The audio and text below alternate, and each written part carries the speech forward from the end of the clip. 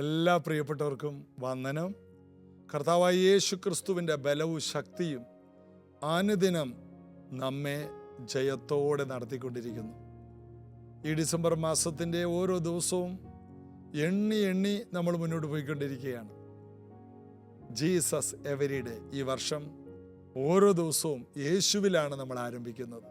അതുകൊണ്ട് തന്നെ നമ്മുടെ ജീവിതം ധന്യമായി മാറും. ഈ പ്രാർത്ഥന ശ്രദ്ധിക്കുന്ന എല്ലാ പ്രിയപ്പെട്ടവരും വളരെ ഞങ്ങൾക്ക് ശ്രേഷ്ഠരും വേണ്ടപ്പെട്ടവരുമാണ്. അതുകൊണ്ട് തന്നെ നിങ്ങൾ ഞങ്ങൾക്ക് തരുന്ന പ്രോത്സാഹനമാണ് ഈ വർഷത്തിൻ്റെ ഒടുവിൽ വരെ ഞങ്ങൾക്കിങ്ങനെ വരാൻ കൃപ ലഭിച്ചതുപോലും. ആ പ്രോത്സാഹനം പോലും നിങ്ങളിൽ നിന്നാണ്. വീണ്ടും നിങ്ങളുടെ കൈത്താങ്ങലും പ്രോത്സാഹനവും ഞങ്ങൾക്ക് ആവശ്യമാണ്. അപ്പോസ്തല പ്രവൃത്തിയിലേക്ക് നമുക്ക് കടന്നു വരാം. അപ്പോസ്തല പ്രവൃത്തി 18-ാം അധ്യായത്തിൻ്റെ 5-ാമത്തെ വാക്യമാണ് കഴിഞ്ഞ ദിവസം നമ്മൾ വായിച്ചത്. ശീലാസും തിമോത്തിയാസും മക്കെദോന്യയിൽ നിന്ന് വന്നാറെ പൗലോസ് വചനഘോഷണത്തിൽ ശുഷ്കാന്തി പൂണ്ട് യേശു തന്നെ ക്രിസ്തു എന്ന് യഹൂദന്മാർക്ക് സാക്ഷീകരിച്ചു. അക്വിലായെയും പ്രിസ്കില്ലയും കിട്ടിയതോടുകൂടി പൗലോസിനെ അവിടെ നിൽക്കാനുള്ളൊരു വഴി തുറന്നു. അവിടെ താമസിക്കാൻ, അവിടെ ജീവിക്കാൻ ഒരു ഉറപ്പായി. ഒന്നിരിക്കാനും ഭക്ഷിക്കാനും പ്രാർത്ഥിക്കാനും ഉറങ്ങാനൊരു സ്ഥലമായി. ഇപ്പോഴിതാ ശുശ്രൂഷയിൽ എഴുന്നേറ്റ് നിൽക്കാൻ രണ്ടുപേരെ, തൂണുകളായ രണ്ടുപേരെ, ശീലാസും തിമോത്തിയോസും. ഇവർ രണ്ടുപേരും കൂടി വന്നതോടുകൂടി പൗലോസ് ശുഷ്കാന്തി പൂണ്ടു എന്നാണ് നമ്മളവിടെ വായിക്കുന്നത്. വചനഘോഷണത്തിൽ അവന് ഭയങ്കര എരിവുണ്ടായി, ഭയങ്കര ഉത്സാഹമുണ്ടായി. ചിലർ നമ്മെ നിരുത്സാഹപ്പെടുത്തുന്നവരാണ്. ചിലരോട് സംസാരിക്കുമ്പോൾ തന്നെ നമുക്ക് തന്നെ ഒരു മടുപ്പ് തോന്നും, അല്ലേ?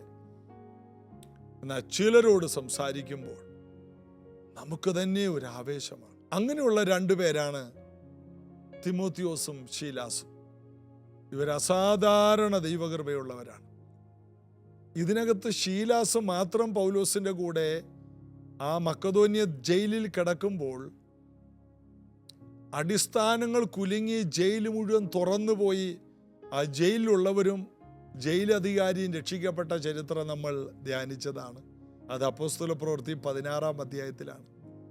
ഈ ലെവലുള്ളവരാണ് പൗലോസ് കൂടെ കൊണ്ടുപോകുന്നത്.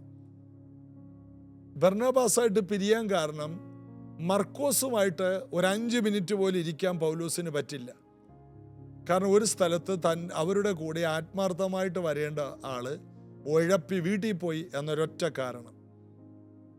അതായത് കലപ്പയ്ക്ക് കൈവച്ച ശേഷം പുറകോട്ട് നോക്കുന്നവൻ ദൈവരാജ്യത്തിന് കൊള്ളാകുന്നവനല്ലെന്ന്, തീഷ്ണതയില്ലാത്തവൻ. അതുകൊണ്ടാണ് മർക്കോസിനെ ഒഴിവാക്കിയത്. എന്നാൽ ബർന്നബാസിന് മർക്കോസിനെ ഒഴിവാക്കാൻ കഴിയില്ല, ബന്ധുവാണ്.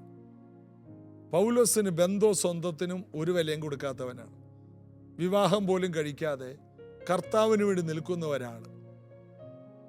അദ്ദേഹത്തിന് ഒറ്റ കാര്യമുള്ളൂ, കർത്താവിൻ്റെ നാമം ഉയരണം. മർക്കോസ് അതിന് പറ്റിയ ആളല്ല. എന്നാൽ തിമോത്തിയോസിനെ പകരം കിട്ടിയതാണ്. ശീലാസിനെ ബർന്നബാസിന് പകരം കിട്ടിയതാണ്. അതോടുകൂടി പൗലോസിന്റെ മിനിസ്ട്രിയുടെ ലെവല് മാറി. നമ്മുടെ കൂടെ നമ്മൾ നിർത്തുന്ന വ്യക്തികൾ നല്ല പ്രാർത്ഥിക്കുന്നവരും എരിവുള്ളവരും തീഷ്ണതയുള്ളവരാണെങ്കിൽ നമ്മുടെ ആത്മീക ജീവിതത്തിൻ്റെ അളവ് വർദ്ധിക്കും. അതുകൊണ്ട് നമ്മോടുകൂടെ നിർത്തേണ്ടത് ആരെയാണെന്ന് നമ്മളാണ് തീരുമാനിക്കേണ്ടത്. പോസിറ്റീവ് എനർജി ഉള്ളവരെ നമ്മുടെ കൂടെ നിർത്തണം, പ്രാർത്ഥിക്കുന്നവരെ നിർത്തണം. തിമോത്തിയോസും ശീലാസും അങ്ങനെയുള്ളവരായിരുന്നു. അങ്ങനെ യേശു തന്നെ വചനഘോഷണത്തിൽ ശുഷ്കാന്തി പൂണ്ട് യേശു തന്നെ ക്രിസ്തു എന്ന് യഹൂദന്മാർക്ക് സാക്ഷീകരിച്ചു. യേശുവിനെ ക്രിസ്തുവെന്ന് തെളിയിക്കുകയാണ്. ഭയങ്കര പാടാണ് യഹൂദന്മാരുടെ ഇടയിൽ അത് തെളിയിക്കാൻ. ജാതികളുടെ ഇടയിൽ അങ്ങനെ തെളിയിക്കാൻ ബുദ്ധിമുട്ടൊന്നുമില്ല. മലയാളികളുടെ ഇടയിൽ തെളിയിക്കാൻ പാടില്ല. എന്നാൽ യഹൂദന്മാർ യേശുവിനെ ക്രിസ്തുവായി അംഗീകരിക്കുന്നില്ല. അങ്ങനെ ഇരിക്കെ യഹൂദന്മാരുടെ ഇടയിൽ ഒരു കഥ കൂടിയുണ്ട്. എന്താണ്? യേശുവിൻ്റെ ശിഷ്യന്മാർ കല്ലറയിൽ നിന്ന് യേശുവിൻ്റെ ഡെഡ് ബോഡി എടുത്തുകൊണ്ട് പോയി. എന്നിട്ട് ഉയർത്തെഴുന്നേറ്റു എന്ന കഥയുണ്ടാക്കി എന്നാണ് യഹൂദന്മാരുടെ ഇടയിലുള്ള കഥ. അപ്പം ഇങ്ങനെയുള്ള കാര്യങ്ങളൊക്കെ ഉള്ള സമയത്ത് ഇത് ലോകം മുഴുവനും എത്തിച്ചേർന്നു. ശിഷ്യന്മാർ യേശുവിൻ്റെ ബോഡി കട്ടുകൊണ്ടുപോയി. ഇതിൻ്റെ നടുവിലാണ് പൗലോസിന് യേശു തന്നെ ക്രിസ്തു ഉയർത്തെഴുന്നേറ്റു എന്ന് തെളിയിക്കണം, ബൈബിളിൽ നിന്ന് തെളിയിക്കണം. അതിനു വേണ്ട അഭിഷേകം, അതിനു വേണ്ട ജ്ഞാനം എല്ലാം പൗലോസിൻ്റെ മേൽ ദൈവം പകർന്നു കൊടുത്തു. ഒരു സാധ്യതയും തെളിയിക്കാൻ പറ്റിയ ഒരു സാധ്യതയില്ലെങ്കിലും അത്ഭുതം കൊണ്ടും അടയാളങ്ങൾ കൊണ്ടൊക്കെ ഇവരെ ദൈവം അത് സ്ഥാപിക്കാൻ ശക്തിയുള്ളവരാക്കി മാറ്റി. എന്നാൽ സംഭവിച്ചത് 6-ാം വാക്യത്തിൽ, അവർ എതിര് പറയുകയും ദുഷിക്കുകയും ചെയ്യുകയാൽ അവൻ വസ്ത്രം കുടഞ്ഞു. നിങ്ങളുടെ നാശത്തിന് നിങ്ങൾ തന്നെ ഉത്തരവാദികൾ. ഞാൻ നിർമ്മലൻ, ഇനിമേൽ ഞാൻ ജാതികളുടെ അടുക്കൽ പോകും എന്ന് അവരോട് പറഞ്ഞു. പൗലോസ് എവിടെ ചെന്നാൽ യഹൂദന്മാർക്ക് ആദ്യം വചനം കൊടുക്കും. കാരണം അബ്രഹാമിൻ്റെ സന്തതിയാണ്. പിന്നെയാണ് ജാതികൾക്ക്. യഹൂദന്മാർ തള്ളുമ്പോഴാണ് ജാതികളിലേക്ക് പൗലോസ് തിരിയുന്നത്. 7-ാം വാക്യം, അവൻ അവിടം വിട്ട് തിത്തോസ് യുസ്തോസ് എന്ന ദൈവഭക്തന്റെ വീട്ടിൽ ചെന്നു. അവൻ്റെ വീട് പള്ളിയോട് തൊട്ടിരുന്നു. പള്ളിപ്രമാണിയായ ക്രിസ്പോസ് തൻ്റെ സകല കുടുംബത്തോടു കൂടെ കർത്താവിൽ വിശ്വസിച്ചു. കൊരിന്ത്യരിൽ അനേകർ വചനം കേട്ട് വിശ്വസിച്ച് സ്നാനം ഏറ്റു. കൊരിന്ത്യ സഭ ഉണ്ടായത് എങ്ങനെയെന്ന് നമുക്കിവിടെ കാണാം. കൊരിന്ത്യരിൽ അനേകർ വിശ്വസിച്ചു, അനേകർ സ്നാനപ്പെട്ടു, യേശുവിൻ്റെ സഭയോട് ചേർന്നു. എത്ര പേര് വിമർശിച്ചാലും എത്ര പേര് എതിർത്താലും ഇതാ ജാതികൾക്ക് വേണ്ടി ദൈവം വാതിൽ തുറന്നു കൊടുത്തു. യഹൂദന്മാർ മാത്രമല്ല, ജാതികളും ഇതിനകത്തോട്ട് വന്നു കയറി. സുവിശേഷത്തെ ആർക്കും അടക്കാൻ കഴിയില്ല. സുവിശേഷത്തെ ദുഷിച്ചത് കൊണ്ടോ നിന്ദിച്ചത് കൊണ്ടോ തടഞ്ഞത് കൊണ്ടോ സുവിശേഷത്തെ പിടിച്ചു നിർത്താൻ കഴിയില്ല. അത് കാറ്റ് പോലെയാണ്. കാറ്റിനെ ആർക്കെങ്കിലും തടുക്കാൻ കഴിയും? ആത്മാവിൽ ജനിച്ചവൻ എവിടെ നിന്ന് വരുന്നു എങ്ങോട്ട് പോകുന്നു എന്നറിയുന്നില്ല. കാറ്റ് പോലെയാണെന്ന് യോഹന്നാന്റെ സുവിശേഷം 3-ാം അധ്യായത്തിൽ പറയുന്നു. ഇതുപോലെയാണ് പൗലോസ്. ആത്മാവിൽ ജനിച്ചവനാണ്. ഏതു വഴിക്കും തിരിയും. എന്തിനു വന്നോ ആ കാര്യം നടത്തും. ഒരു വലിയ കാറ്റ് വന്നാൽ കാറ്റ് ചെയ്യേണ്ട കാര്യങ്ങൾ മുഴുവൻ ചെയ്തിരിക്കും. ഒരു ചുഴലിക്കാറ്റ് വന്നാൽ അതിനെ തടയാൻ മനുഷ്യർക്ക് യാതൊരു സംവിധാനവുമില്ല. ഒരു കൊടുങ്കാറ്റ് വന്നാൽ അതിനെ തടയുവാൻ ആധുനിക സാങ്കേതിക വിദ്യകൾക്ക് ഒരിക്കലും കഴിയാറില്ല. ഇതുപോലെയാണ് ആത്മാവിൽ ജനിച്ചവൻ. കാറ്റ് പോലെയാണ്. ചിലപ്പോൾ ശാന്തമായൊരു കാറ്റ്, ചിലപ്പോൾ മന്ദമാരുതൻ, ചിലപ്പോൾ ചുഴലിക്കാറ്റ്, അല്ലെങ്കിൽ കൊടുങ്കാറ്റ്. ഏത് നിലയിലും ഉണർവിന് വേണ്ടി ഒരു അഭിഷിക്തനെ ആഞ്ഞടിക്കുന്നവനാക്കി മാറ്റും. ചിലപ്പോൾ ഒരു ഏരിയയിലുള്ളവരെ ചുഴറ്റിയെടുത്ത് അടുത്ത ലെവലിലേക്ക് അവരെ മാറ്റിയെന്നിരിക്കും. ഒരു ചുഴലിക്കാറ്റ് പോലെ. ആത്മാവിൽ ജനിച്ചവൻ കാറ്റ് പോലെയാണ്. ഇഷ്ടമുള്ളിടത്തേക്ക് ഊതുന്നു. അതെവിടെ നിന്ന് വരുന്നു എങ്ങോട്ട് പോകുന്നു എന്ന് ആർക്കും പറയാൻ കഴിയില്ല. ഇതുപോലെയാണ് കർത്താവിൻ്റെ അഭിഷേകത്തിൽ നിറഞ്ഞവരുടെ ജീവിതത്തിൽ ഏതെല്ലാം നിലവാരത്തിലാണ് ദൈവം നിങ്ങളെ ഉപയോഗിക്കാൻ പോകുന്നതെന്ന് പറയാൻ പറ്റില്ല. ചിലപ്പോൾ ശാന്തമായ ഒരു അന്തരീക്ഷത്തിൽ ജനങ്ങൾക്ക് വിടുതലുണ്ടാകും. ചിലപ്പോൾ ഒരു ചുഴലിക്കാറ്റ് പോലെ, ചിലപ്പോൾ ഒരു കൊടുങ്കാറ്റ് പോലെ ദൈവം നിങ്ങളെ ഉപയോഗിക്കും. ഏതായാലും ഒരു കാറ്റ് പോലെ ആത്മാവിൽ ജ്വലിച്ച് പൗലോസിനെയൊക്കെ ഉപയോഗിച്ചതുപോലെ അസാധാരണമായി ഇത് കേൾക്കുന്ന പലരെയും ദേശത്തെ രക്ഷയിലേക്ക് നയിക്കുവാൻ, അനേകരെ കർത്താവിലോട്ട് തിരിച്ച് സ്വർഗത്തിൽ വളരെ പ്രതിഫലമുള്ളവരാക്കാൻ കർത്താവിന് പദ്ധതിയുണ്ട്. ഇത് കേൾക്കുന്ന ഓരോ വിശ്വാസികളും അറിയണം, നിങ്ങളെ എൻ്റെ വിളിച്ചവൻ്റെ സൽഗുണങ്ങളെ ഘോഷിക്കാൻ തിരഞ്ഞെടുത്ത രാജകീയ പുരോഹിത വർഗമാണ്, വിശുദ്ധ വംശമാണ്, സ്വന്തം ജനമാണ്. നമ്മുടെ വിളി എന്ന് പറയുന്നത് കർത്താവിനെ പ്രസംഗിക്കുക. എല്ലാവരും സുവിശേഷം അറിയിക്കണം. അത് പൗലോസിന് മാത്രമല്ല, കഷ്ടം നമുക്കെല്ലാവർക്കും കഷ്ടമാണ്. സുവിശേഷം അറിയിച്ചില്ലെങ്കിൽ, ആത്മാക്കളെ നേടിയില്ലെങ്കിൽ നമ്മുടെ കുടുംബം ജീർണിച്ചു പോകും, നമ്മുടെ പ്രതിഫലങ്ങൾ സ്വർഗത്തിൽ കുറഞ്ഞു പോകും.